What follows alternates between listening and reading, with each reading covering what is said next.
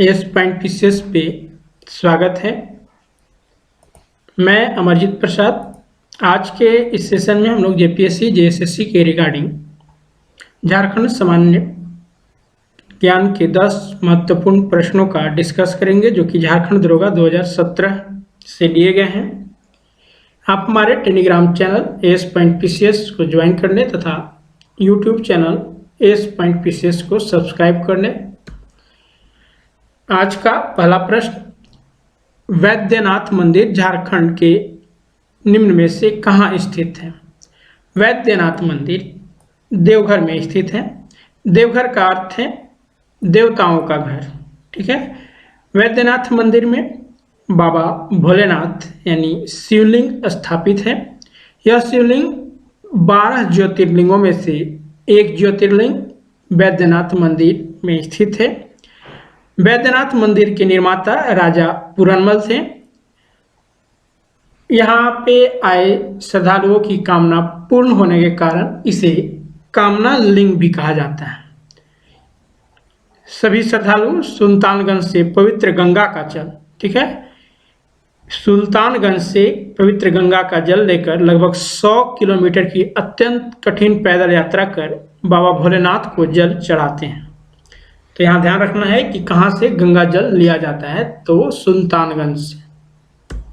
प्रश्न संख्या 2, धनबाद जिले के तौर पे कब अस्तित्व में आया?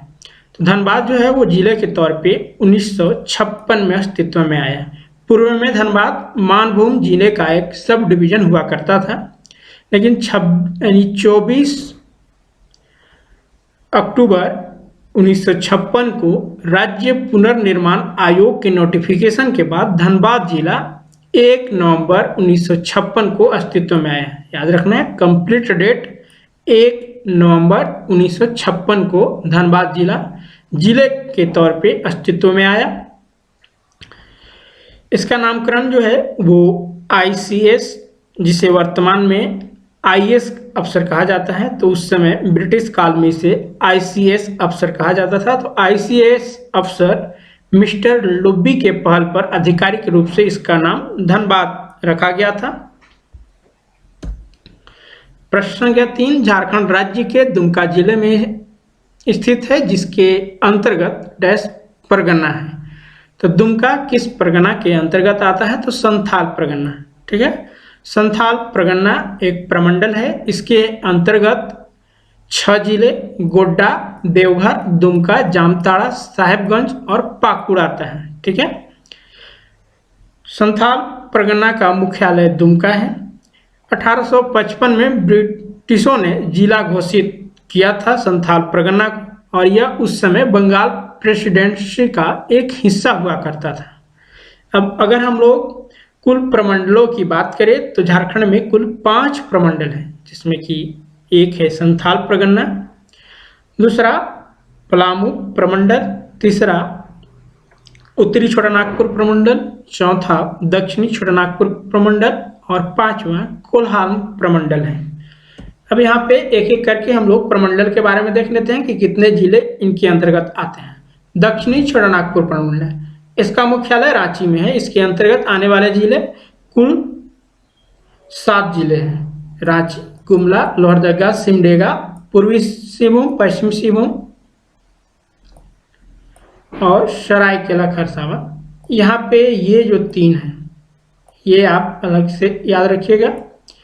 ये जो पूर्वी सिंहभूम, पश्चिम सिंहभूम और सरायकेला खरसावां है, इनको कोल्हान प्रमंडल के अंतर्गत रखा गया है, जबकि दक्षिणी छोटानागपुर के अंतर्गत रांची, गुमला, लोहरदगा, सिमडेगा, खुट्टी, रामगढ़ को रखा गया है।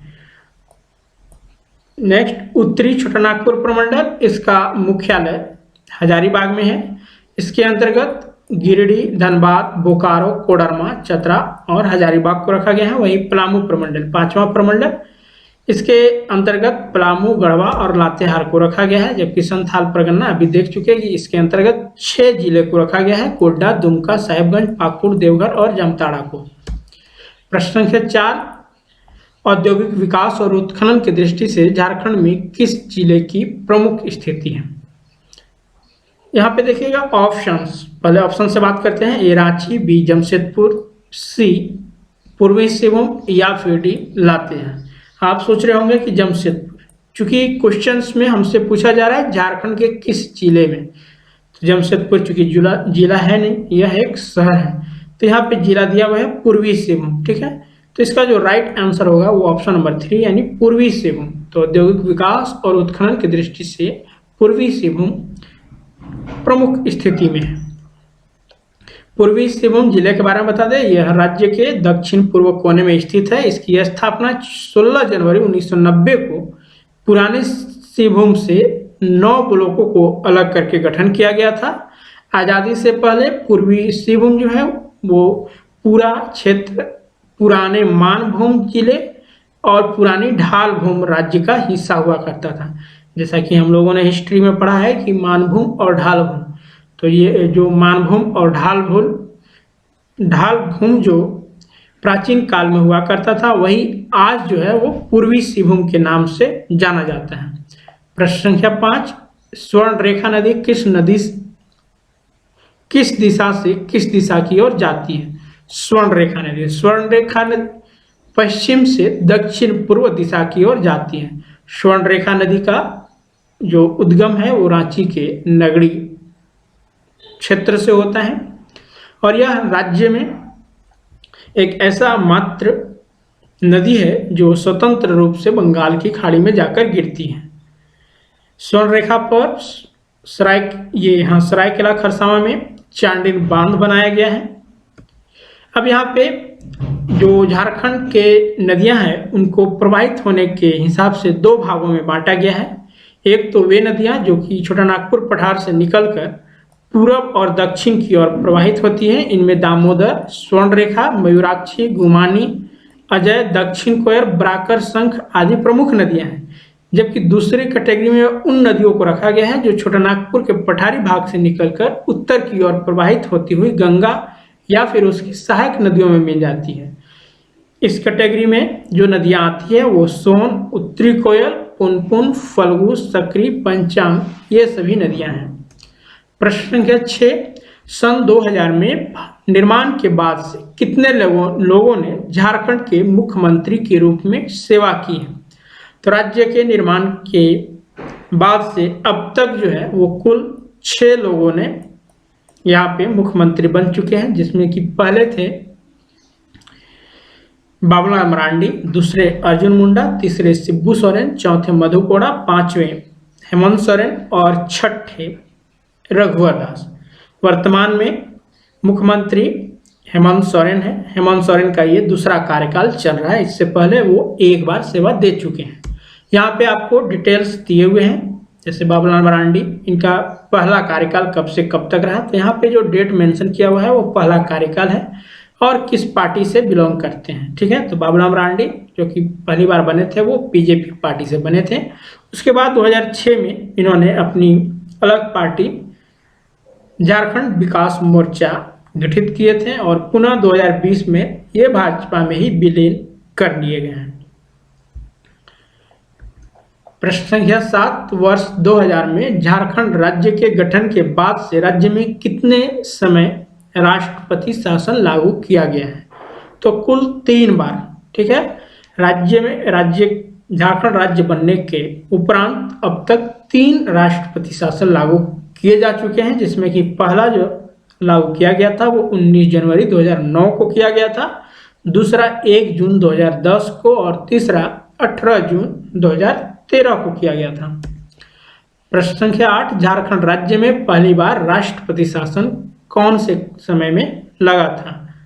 तो जैसा कि अभी देखें 2009 में यहाँ पे आपको पहला जो प्रेसिडेंट्स रूल लगाया गया था वो 19 जनवरी 2009 से 30 दिसंबर 2009 के बीच लगाया गया था, कुल 11 महीना 11 दिन के लिए, और ये सर्वाधिक दिनों तक चलने वाला राज्य में राष्ट्रपति शासन था। प्रश्न संख्या 9, वर्ष 2000 में झारखंड राज्य बनने के बाद कितने लोगों ने झारखंड के राज्यपाल के रूप में सेवा की है?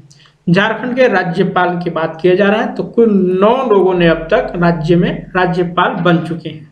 अब ये 9 लोग इस तरह से हैं, पहले जो राज्यपाल बने थे वो प्रभात कुमार, इनका कार्यकाल 15 नवंबर 2000 से 3 फरवरी 2002 तक रहा था। वहीं दूसरे जो कि कार्यकाली थे यानी एडिशनल चार्ज के रूप में सेवा दिए थे वो थे विनोद चंद्र पांडे, तीसरे एम रामा जोइस, चौथे जो थे वो वेद मरवाहा थे, पांचवें सैयद सिफ्तेरज जिनका कार्यकाल 10 दिसंबर 2006 से 25 जुलाई 2009 तक था। वहीं छठे के शंकर नारायणन, सातवें हसन फारूक, आठवें सैयद अहमद और नौवें जो कि वर्तमान में है द्रौपदी मुर्मू। द्रौपदी मुर्मू का कार्यकाल 14 मई 2015 से स्टार्ट हुआ था और राज्य की एक पहली ऐसी महिला है जो कि झारखंड राज्य के मुख्यमंत्री बनी है। इसके साथ ही साथ राज्य में 5 वर्षों का कार्यकाल पूरा करने वाले ये एकमात्र राज्यपाल हैं और इसके साथ ही साथ झारखंड राज्य के पहली महिला आदिवासी राज्यपाल भी द्रौपदी मुर्मू के ही नाम दर्ज है।